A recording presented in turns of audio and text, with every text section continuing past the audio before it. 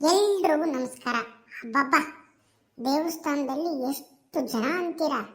ದೇವ್ರನ್ನ ನೋಡೋದಕ್ಕೆ 2 ತಾಸು ಕಾಯ್ಬೇಕಾಯ್ತು. ಅಮ್ಮ ಅಂತೂ ನೋಡ್ಕೊಂಬಂದೆ.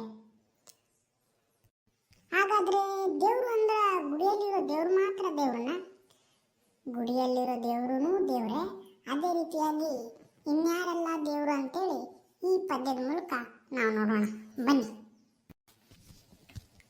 ನಿತ್ಯ ನಮಗೆ ಬೆಳಕು ಕೊಡುವ ಸೂರ್ಯ ನಮ್ಮ ದೇವರು, ಹಗಲು ರಾತ್ರಿ ಬೆಳಕು ಕೊಡುವ ಚಂದ್ರ ನನ್ನ ದೇವರು, ಕೋಟಿ ತಾರೆ ಬೆಳ್ಳಿ ಚುಕ್ಕೆ ಉಲ್ಕೆ ನನ್ನ ದೇವರು, ಬೆಂಕಿ ಗಾಳಿ ನೀರು ಗಗನ ಎಲ್ಲ ನನ್ನ ದೇವರು,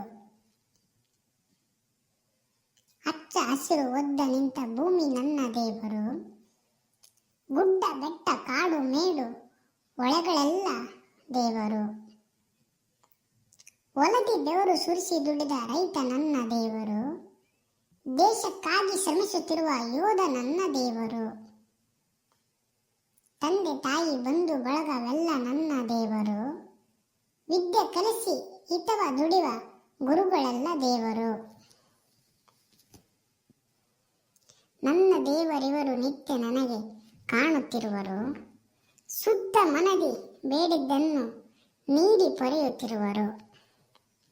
ದೇವರು ಎಲ್ಲಾದರೂ ಇದ್ದಾನೆ, ಎಲ್ಲರೂ ದೇವರನ್ನೇ. ಸರಿ, ನಮಸ್ಕಾರ. ದಯಮಾಡಿ ಸಬ್ಸ್ಕ್ರೈಬ್ ಮಾಡಿ, ಮರಿಬೇಡಿ.